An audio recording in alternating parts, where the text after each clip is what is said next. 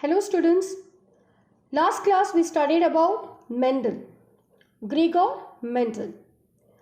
Mendel is known as father of genetics because of his groundbreaking work on inheritance in pea plants 150 years ago. Gregor John Mendel was a monk and a teacher with interest in astronomy and plant breeding. He was born in 1822 and at 21 he joined a monastery in Brünn. The monastery had a botanical garden and library, and it was like a center of science. In 1856, Mendel began a series of experiments at the monastery to find out how traits are passed from generation to generation. At the time, it was thought that parents' traits were blended together in the progeny. So today we are going to discuss about Mendel experiment. First, we are going to discuss about the monohybrid cross. Monohybrid cross comes under the law of dominance and law of segregation. So last class we studied about both the laws of dominance and segregation. Monohybrid cross is a type of hybridization experiment which involves the study of the inheritance of one pair of contrasting character. So the name itself, monohybrid, it means single hybrid. The scientist works on this experiment with a single characteristic, single contrasting characters. For example, in the Pisum sativum, in the garden pea, we have chosen one tall plant and other one is a dwarf, that is small plant. So this will be the contrasting character. The alleles of contrasting character selected in the monohybrid cross will show the exact dominance and recessive relationship. Pisum sativum, garden pea plant. Okay, so in this plant he used and he worked on mini experiment. Pisum sativum or garden pea was a study material used by Gregor John Mendel, the father of modern genetics, for his hybridization experiment. In one of his monohybrid cross, he selected a plant height as the character. So the plant height has a character like tall and dwarf. Plant height in Pisum sativum is controlled by a single gene with two contrasting allele. The dominant allele of the plant height is tall and it's represented as T, capital T. The recessive allele for the plant height is dwarf and he represented it as small letter t. So these two phenotypes were morphologically very distinct and can be differentiated very easily. So based on this character, so he was worked on this experiment to find out the genotype and phenotype of the particular Pisum sativum by using one hybrid. Procedure of monohybrid cross. Mendel selected two pea plants, one a true breeding, that is a homozygous tall, and the other true breeding dwarf. So true breeding homozygous, it means what? Homozygous, there will be like two capital T which represent as tall.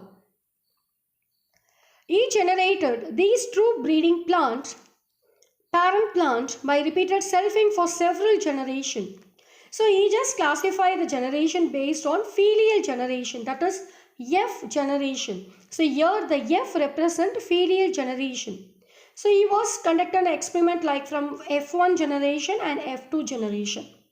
In this experiment, Mendel crossed a homozygous tall, capital T, okay, T plant with a homozygous dwarf plant, that is small t.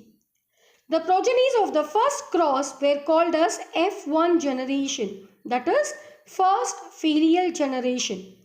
Here progeny is nothing but offspring. Gregor John Mendel, father of genetics. Then he saved the F1 plant to produce the next generation called F2. In the F2 generation, both the tall and dwarf progenies were produced.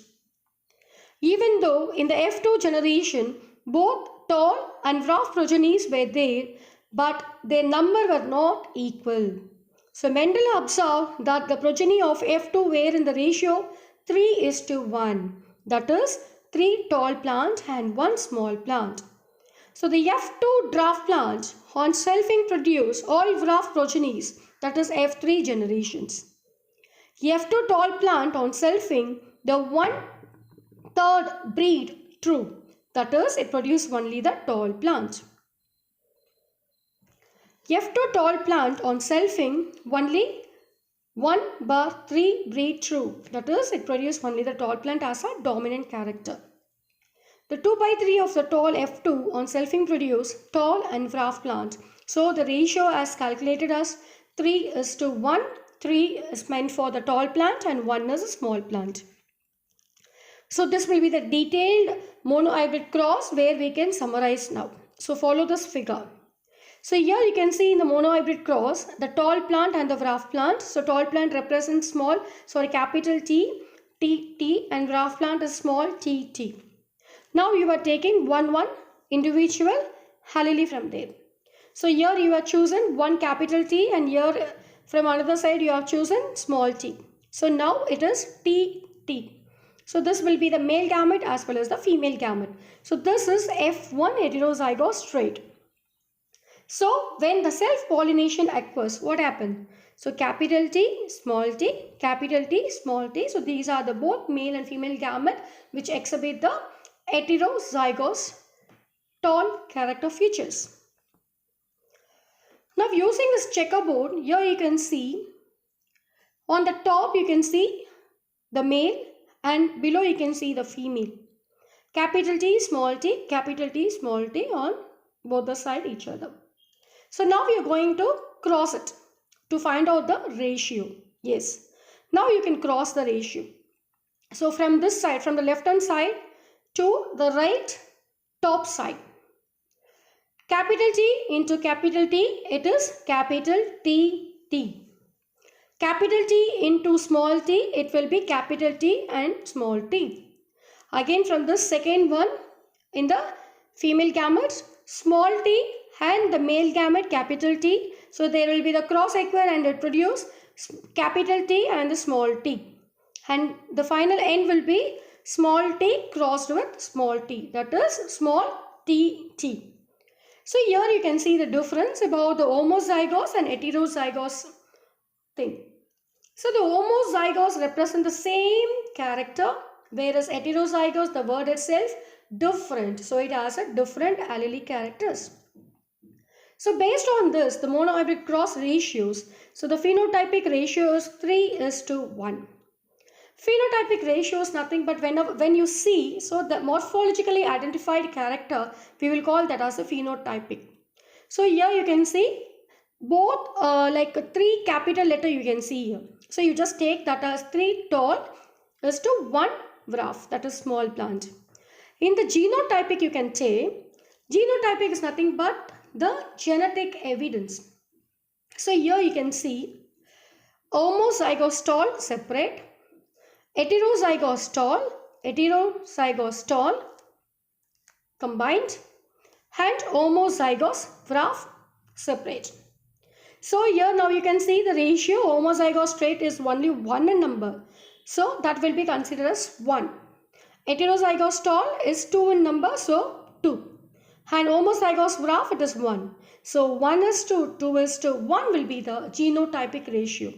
I think this experiment, this checkerboard made you clear about the monohybrid cross ratio, whereas the phenotypic ratio is 3:1 and genotypic ratio is 1:2:1.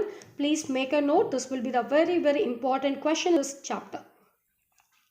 Now you can see the diagrammatic representation of monohybrid cross. So before, here you can see only the chart, flow chart images. Here you can see the diagrammatic representation. So here you can see the tall plant and the small plant where we were mating for the F1 generation. So here will be the 3 tall plant and 1 will be the dwarf. Okay, so F1 generation also you can see and F2 generation also you can see. So this picture will give you the clear idea about what I taught. So checkerboard, here also you can see the male gamete as well as the female gamete. So this will be, here I just given you the F1 generation and F2 generation completely. Separately I just given. So combination of gamete forming zygote. So based on this checkerboard you can able to know. Activity. So this will be the activity. Okay, so it's very simple activity, so you can do in your locality itself.